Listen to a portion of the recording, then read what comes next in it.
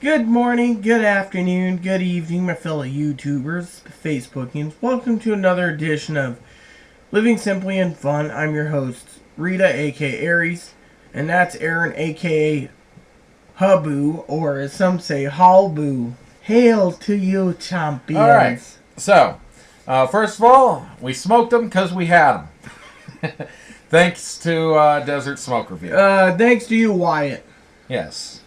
So, the first part of this is getting into the band. This is, it says, can't even see it there. There you go. BGM. And on the back it says Legend Made, BG Meyer signed. And it says here BG Meyer standard issue. And then it has a nice little wrap on it that says the breadth of a man's spirit rests in his passion for adventure. A life of merit is not measured by accomplishments, but rather the road traveled to get there. Forging your own path, embracing the unknown in the search of meaning, excitement, fulfillment. Those searching for an epiphany and the freedom found along the way. The B.G. Meyer Company celebrates this journey, your journey. And there it is, kind of outright. It is actually see-through. Now, this is actually really confusing because the wrapper here is signed B.G. Meyer. However, they're made by Camacho Cigars and the B.G. Meyer Cigar Company. In fact, it's made by the B.G. Meyer Cigar Company by Camacho Cigars, which is owned by Davidoff Cigars, for a producer named Rob Weiss, and there's nobody involved named B.G. Meyer at all.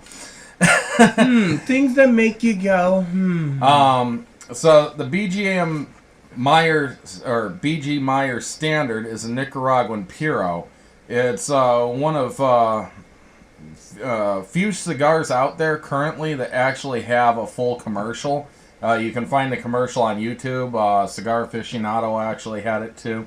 Rob Weiss is a member of Camacho's Board of Bold, which has also on the board Mike Ditka, who most people know is a football coach, and jewelry designer Matt Booth and his brand Room 101. They're all made by Camacho, by the way.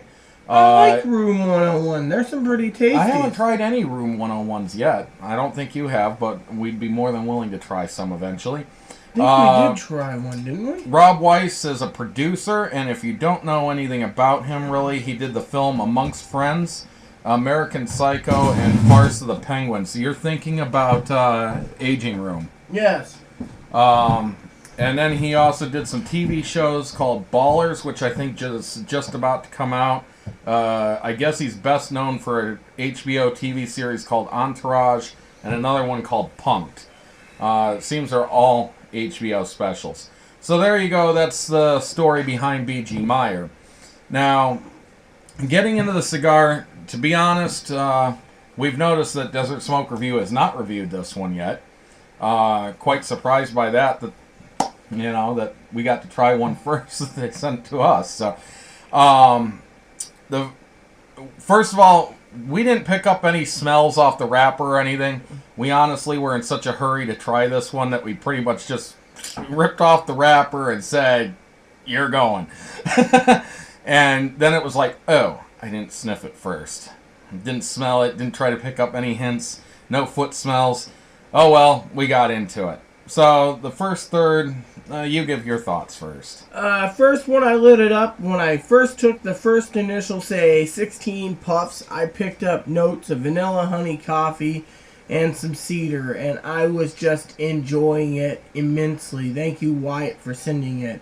So since he wants, okay, go ahead. I'll do my first third, I suppose. I said when I started it. I didn't do my okay. Well, first do third. your first third. I guess he's just saying ladies first tonight. So first third, I picked up great taste, creaminess, and that's all you had for earthiness. The first. That's what you put for the second, I think. Okay. I mean, yes, we did actually write down our notes. Had to make sure that we had them here. For my first third, I actually kind of got this nutty flavor that I couldn't quite identify, and the more I thought of it, the more I wanted to say it was like pralines. And then she mentions the creaminess, which kind of actually fit there. Also, I kind of picked up something like a vanilla, but it was a little more delicate than that, and it was kind of vague and just drifting off somewhere in there. But it kind of had the underlying flavors of French vanilla, and it was very mild-bodied at that point. And I'm sitting there actually thinking of like pralines and cream, even though it wasn't as sweet as like the ice cream that we get. But it just, I don't know. It's, if I was to smoke it, I think that's kind of the smells that would come out of it, the flavors. Anyways, the second half, midway point. Second half for the midway point, it changed a bit. It tasted more like cocoa beans and chocolate with a bit of hint of earthiness. And me, I said that there was less of the nutty, but it was still kind of there, just delicate though. The vanilla kind of be gone.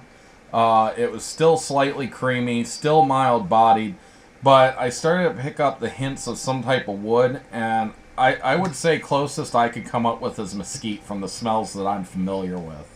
So it kind of, it wasn't smoky though. It was just a basic scent, basic flavor, as if that flavor had transferred into, you know, I don't know how to explain it. The smell from a distance kind of picked up in the flavor rather than just burning it. Get into the final third. Final third was earthiness, butteriness with hints of cedar and a little bit of black pepper. I didn't find the black pepper myself. In the final third, I kind of picked up more earthy scents. I wanted to say it was like a tree root or something. It was there. It was even less nutty. It was a little more woodsy, and that kind of blended in with the earthiness, and the woodsiness was kind of a cedar wood or maple wood, as if you just cut it on a lathe in a wood shop or something, and you walked into the wood shop and somebody's been cutting maple. But it was also much stronger bodied at that point too. It just changed to a rather stronger smoke for me. I agree. It went from medium to full bodied, and it was just really, really good. I would have said it went from kind of a mild to medium to a medium to full, but to each their own. And now talking about the burn, it had a very nice draw on it. In fact, I was worried when I first punched these because I usually test them to give Rita the better draw, because she usually has to stick a poker through it, and she's more likely to break her cigar than I am. She's got vision problems and stuff, so I always try to be nice to her that way. And so I tested the draw on both of them, and I looked at them and I'm like, oh great, these are going to be horrible, horrible draw. It's already tight, and you know, I'm not getting airflow through this. So I handed her the better one. I didn't even have to use the poker on any of my cigars tonight. So we absolutely had no problem with the airflow. It seemed like it right at the beginning that it was going to be horrible,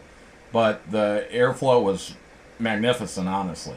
The only problem I had with this cigar is, as it burnt, I had to fix it quite a few times. It required me to touch it up, I should say. Touch up, not fix, but touch up. I only had touch up twice. I think I had 4 or 5 times where, in fact, once I actually had a hangnail that was about that long, and I kind of stopped paying attention to it, and I looked down at it, and I'm like, oh, great, there's this big lump in it. And so I had to fix that, and I had that hangnail type issue like twice. Otherwise, very pleasant cigar.